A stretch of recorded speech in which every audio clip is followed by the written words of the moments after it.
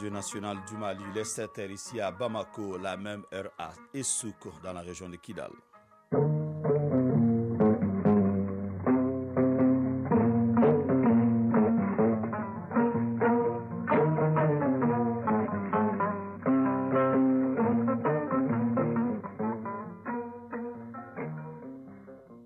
Le journal, Fousseni Tunkara. Bienvenue dans cette édition, la première de Mali Actualité, les titres. La deuxième édition du salon Mali Digital Award est en cours au CICB. Pendant 3 jours, les acteurs du digital vont échanger et renforcer leurs connaissances. C'est le chef du gouvernement par intérim qui a présidé la cérémonie d'ouverture. Les 15 membres de l'autorité indépendante de gestion des élections EGE étaient hier à la Cour suprême. Ils ont prêté serment conformément à l'article 12 de la loi électorale. La chronique du développement du jour nous parle de l'approche chaîne de valeur agricole. En quoi il est donc important de vulgariser l'approche chaîne de valeur agricole? La réponse en fin de journal. Et pour la page sport, elle sera animée par Isaac Tchenou. Mesdames et messieurs, bonjour à vous, merci, bienvenue dans ce journal. Le Premier ministre par intérim a reçu hier l'ambassadeur de la République populaire de Chine au Mali et le collectif des députés de la 6e législature. Si le diplomate chinois est venu informer le Premier ministre par intérim de la tenue du congrès du Parti communiste chinois, les anciens députés ont attiré l'attention sur leur situation. Soumaïla Berté. C'est le bureau du collectif des députés de la 6e législature qui a été le premier à être reçu par le Premier ministre par intérim. Les représentants des anciens députés sont venus faire part de leurs préoccupations de l'actualité et attirer l'attention des autorités sur leur situation. Younous Mohamed Ibrahim Maïga est leur porte-parole. Nous sommes venus dire au Premier ministre toutes nos préoccupations par rapport à l'état de la nation et par rapport à la vie des députés qui ont été injustement offusqués, démis de leurs fonctions de députés pour être aujourd'hui dans la rue. On ne sait même pas comment on traite la situation. Les travaux du 20e congrès ordinaire du Parti communiste chinois se tiennent en ce moment dans la capitale chinoise. Le diplomate chinois est venu informer le Premier ministre par intérim de cet important événement pour la Chine et pour le monde. Aussi, l'actualité oblige, il a évoqué avec le Premier ministre par intérim, à la veille du jour J, le 62e anniversaire de l'établissement des relations diplomatiques entre son pays et le Mali. Shen Zihong, l'ambassadeur de Chine au Mali. Nous avons passé en revue les bonnes relations diplomatiques entre nos deux pays et bien sûr la coopération pragmatique exemplaire entre nos deux pays. J'ai aussi profité de cette occasion pour présenter à son Excellence, Monsieur le Premier ministre par intérim, la tenue en cours à Pékin du 20e congrès du Parti communiste chinois. Parce que c'est un congrès très très important pour les Chinois et en même temps pour le monde entier. Parce que le congrès a confirmé la politique d'ouverture vers l'extérieur et nous avons passé ensemble pour voir comment renforcer les liens de coopération entre la Chine et le Mali davantage. La coopération chinoise intervient dans plusieurs domaines de développement au Mali, tels que la santé, les infrastructures ou encore l'éducation.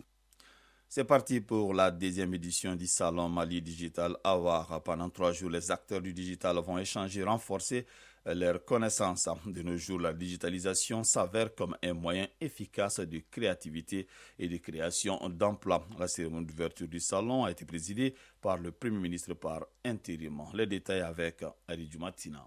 La digitalisation est devenue de nos jours incontournable pour les jeunes et pour les entreprises dans l'organisation structurelle. Elle permet de développer des opportunités dans tous les secteurs. Le plus grand salon digital du Mali s'ouvre encore cette année avec de nouvelles perspectives. Mali Digital Awards et la société malienne de transmission et de diffusion offrent l'occasion à travers ces rendez-vous aux jeunes maliens d'exceller davantage dans le secteur digital. Ander Baba Diara, promoteur de MDA. Nous savons qu'en matière de digital, notre pays a un long chemin à faire. Pendant 3 jours, nous allons célébrer les accomplissements, renforcer les jeunes talents et surtout apprendre et partager des savoir-faire et des expériences. Maïga Adawologem, coordinatrice générale de MDA. L'innovation technologique constitue sans aucun doute l'arme la mieux efficace face aux divers défis. La vie sur Terre a changé en moins d'une génération et nous avons l'obligation et surtout la possibilité d'évoluer et de nous y adapter. Actuellement, la transformation digitale est perçue comme un principal levier de création d'emplois.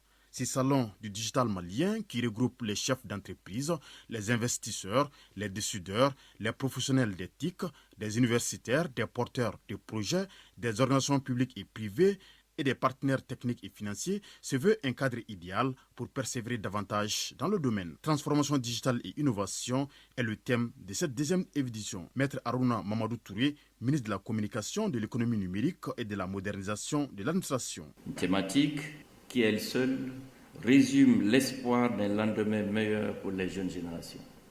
Notez que les plus hautes autorités du Mali suivent avec un grand intérêt les appels de la jeunesse, les appels répétés, à voir le gouvernement adopter et mettre en place une politique nationale audacieuse dans le domaine d'éthique. Je vais donc exhorter les 600 participants, considérés déjà comme des leaders de demain dans le domaine, à animer activement et avec le génie qui caractérise la jeunesse malienne, ces conférences, ces ateliers et ces rencontres d'affaires pendant 3 jours. Ayant présidé la cérémonie d'ouverture, le Premier ministre par intérim a visité quelques stands. Le colonel Abdoulaye Maïga a saisi ainsi l'occasion pour encourager les acteurs du domaine pour relever les défis. Le salon, durant 3 jours, sera marqué par des panels, des conférences et des rencontres B2B avec les investisseurs. Démarrage des travaux de la session ordinaire du mois d'octobre du Conseil national de transition. L'organe législatif malien a ouvert cette session par une séance plénière au cours de laquelle 4 projets de loi ont été examinés et soumis au vote. Parmi ces projets de loi, on note celui portant création de la direction de la justice militaire et le projet de loi portant ratification de l'ordonnance relative au statut des fonctionnaires des collectivités territoriales. Le projet de loi le plus attendu était celui relatif à la militarisation de la police nationale. Les membres du CNT adhèrent à l'idée à l'unanimité. Suivant le résumé de cette journée de vote au CNT. Journée de vote au Conseil national de transition, un exercice purement démocratique au cours duquel les membres du CNT ont d'abord donné avis favorable à 2 projets de loi défendus par le ministre de la Défense et des anciens combattants.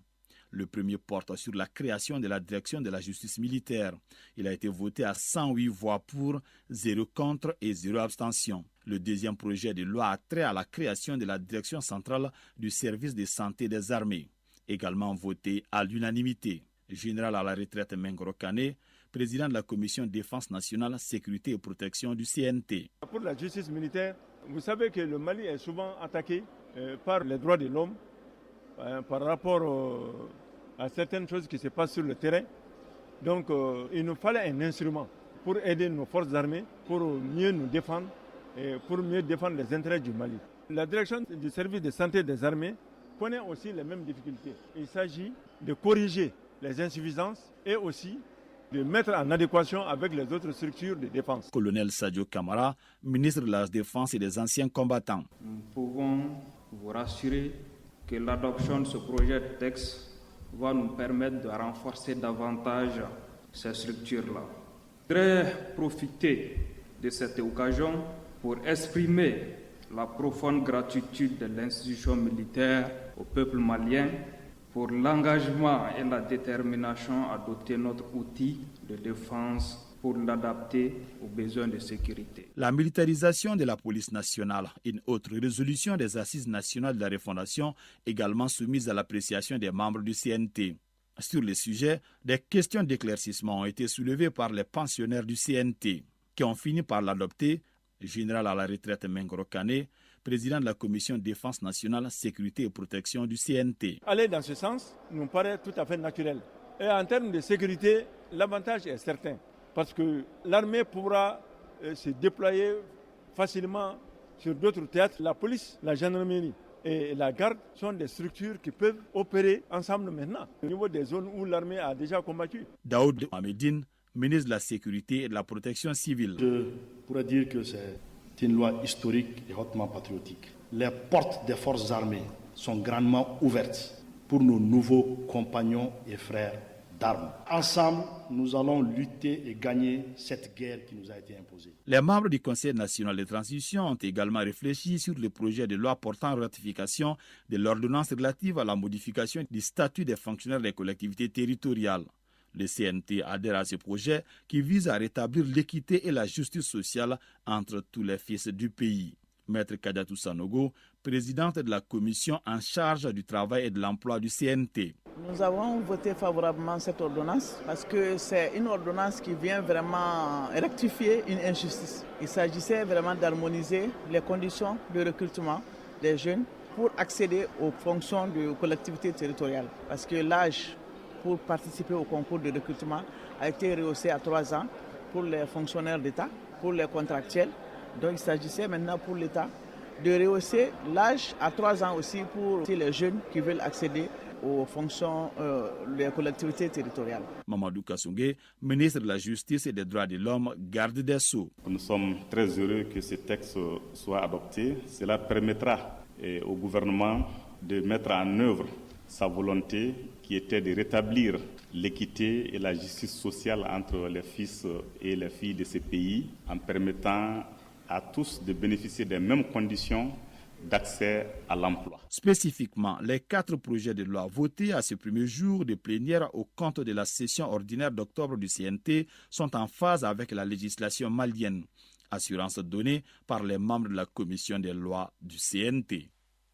7h passées de 11 minutes, les 15 membres de l'autorité indépendante de gestion des élections EJ, dont 3 femmes, ont prêté serment hier devant la Cour suprême. C'est là conformément à l'article 12 de la loi électorale. C'était lors d'une audience présidée par le président de cette juridiction, le docteur Fatouma Terra.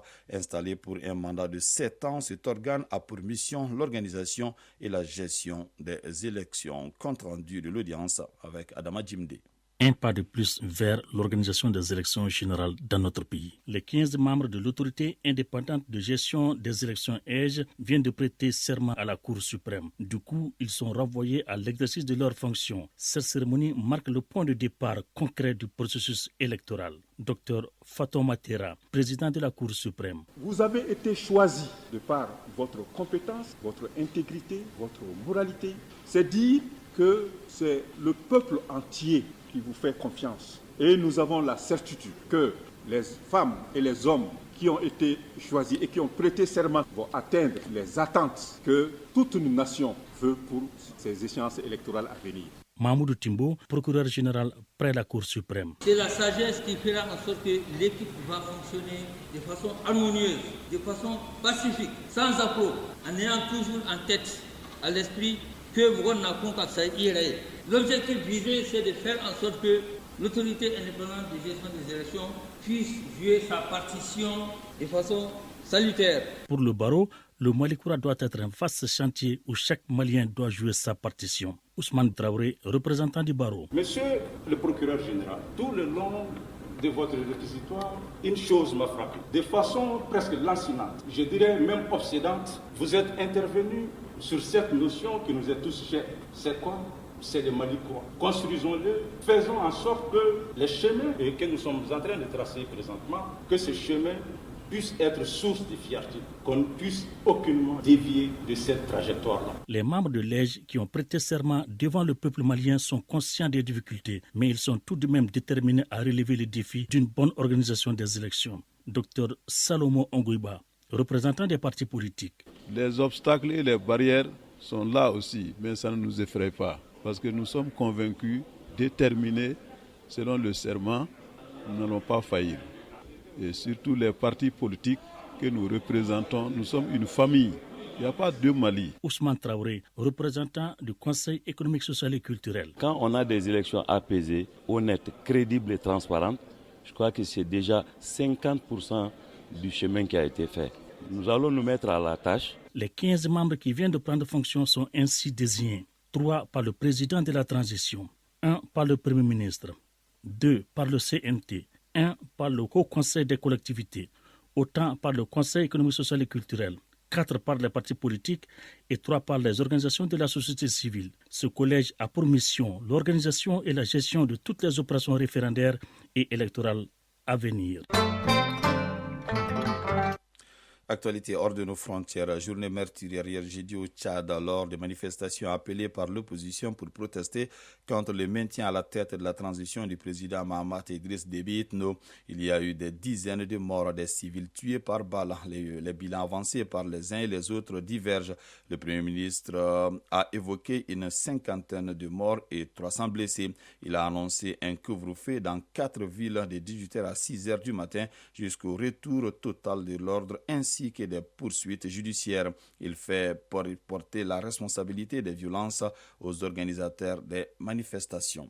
Le capitaine Ibrahim Traoré doit prêter serment et être investi dans la foulée comme président de la transition du Burkina Faso ce vendredi 21 octobre. Une soixantaine d'invités assisteront à la cérémonie qui va se dérouler au siège du Conseil constitutionnel. Sont invités à assister à la cérémonie les présidents d'institutions, les militaires et paramilitaires, les partis politiques et les représentants d'organisations de la société civile. En gros, les corps constitués, sauf changement de dernière minute, l'ensemble du corps diplomatique n'a pas été convié à la cérémonie selon certaines sources.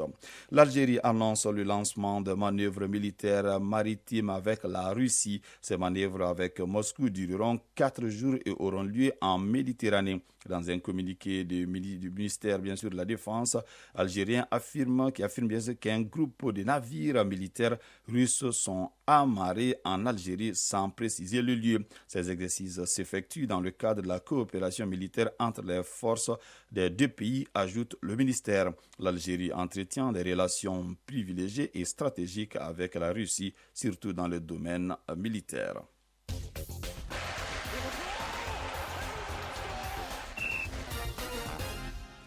Actualité sport, handball. Le Mali participera du 25 au 29 octobre au Challenge Trophée IHF en Guinée. Football éliminatoire CAN de moins de 23 ans. Les espoirs maliens jouent demain à Kigali contre leurs homologues rwandais. C'est pour le compte du match aller du dernier tour qualificatif. Au plan national, plusieurs rencontres de la deuxième journée du championnat national de Ligue 1 sont reportées. Néanmoins, cette deuxième journée commence cet après-midi. Le résumé de l'actualité sportive avec Isaac Tienou.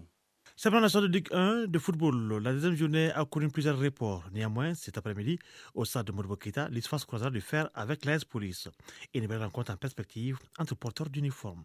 Demain samedi, à Kita, l'USC de la localité affrontera Binga FC. Toutes les autres rencontres se joueront à une date ultérieure. D'autre part, l'équipe nationale olympique jouera demain samedi à Kigali contre son homologue du Rwanda. C'est au compte du match aller du second tour des éliminatoires de la CAN des moins de 23 ans, Maroc 2023. Le match retour est prévu pour le 29 octobre ici à Bamako. Rappelons que le Mali avait été exempt du premier tour. La sélection malienne est conduite par Alou Badara Diallo Conti. Handball, le Mali participera du 25 au 29 octobre prochain au challenge du trophée IHF à Conakry. Cette année, la compétition concerne les cadets et juniors garçons. Chez les juniors, le Mali évoluera dans le groupe A en compagnie du Cap-Vert, de la Guinée-Bissau, de la Sierra Leone. Le groupe B renferme la Guinée-Conakry, le Sénégal et la Gambie. Chez les cadets, le Mali hérite du groupe A qui renferme la Guinée-Conakry, pays hôte, le Mali, la Guinée-Bissau et la Gambie. La seconde poule mettra aux prises le Cap-Vert, le Sénégal et la Sierra Leone. La délégation malienne recevra ce vendredi le drapeau avant son départ. Basketball pour terminer, les finales de la Coupe du Mali se joueront samedi 29 octobre à partir de 15h dans la salle du Palais des Sports Salamatou Maïga. En dame, le Sabané de Bamako jouera contre l'AS Police et en homme, l'AS Mandé affrontera le Sabané de Bamako. Chronique du développement.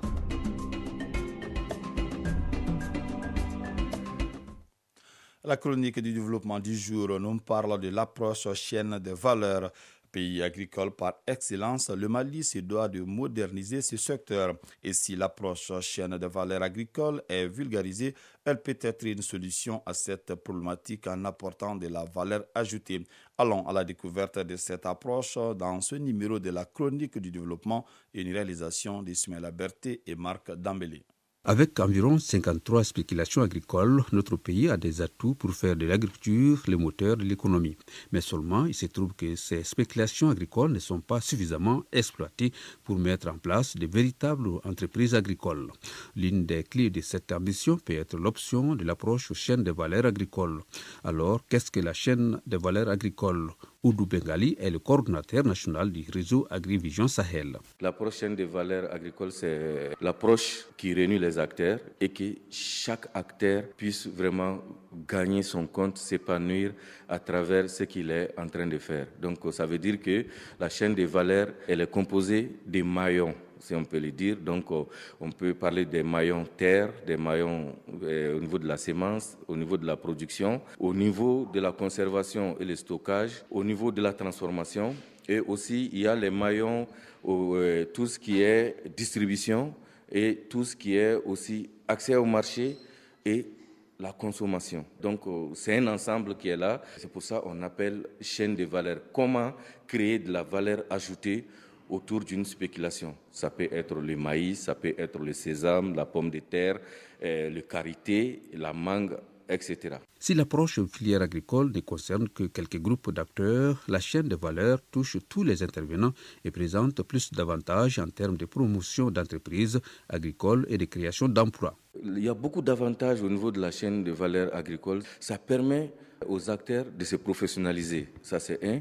Ça permet de créer beaucoup d'emplois à tous les niveaux parce que chacun travaille pour créer de la valeur ajoutée. Donc, en créant de la valeur ajoutée, donc ça veut dire qu'on va vers l'amélioration des revenus. Et c'est ce qui fait qu'on part aujourd'hui vers la prochaine de valeur qui permet aussi encore aux acteurs de parler le même langage. Ça veut dire que les producteurs, ils comprennent pourquoi ils doivent produire de qualité.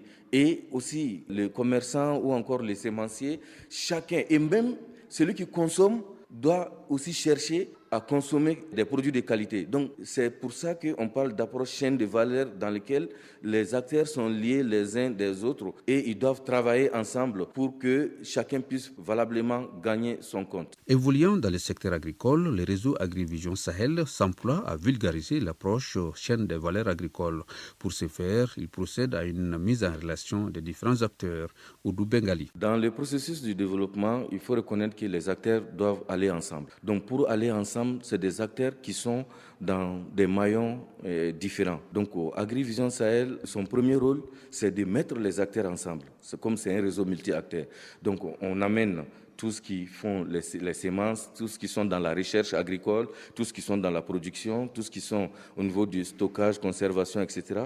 Et tous ceux qui sont au niveau de la transformation et même la distribution. Et même tous ceux qui sont au niveau de tout ce qui est consommation ou encore l'apport sur la nutrition, etc. Donc, on amène tout le monde ensemble pour qu'on discute ensemble. On voit les goulots d'étranglement ensemble. Voilà les goulots d'étranglement des producteurs. Ça peut être l'accès à des semences de qualité. Voilà le goulot d'étranglement des semenciers. Ça peut être comment la recherche puisse bien travailler pour faire sortir des semences de qualité hybrides, etc., qui va accroître la production à l'hectare. L'objectif recherché est de parvenir à la création d'entreprises agricoles performantes et au-delà, booster un développement harmonieux du pays à travers l'agriculture.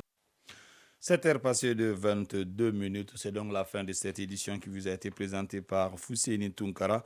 Maloubé Diallo a assuré la connexion technique, une édition réalisée par Bourama Traoré et Tamsir Diabaté a assuré la mise en ligne. Merci pour votre fidélité et bon vendredi à vous. Que le bon Dieu nous assiste.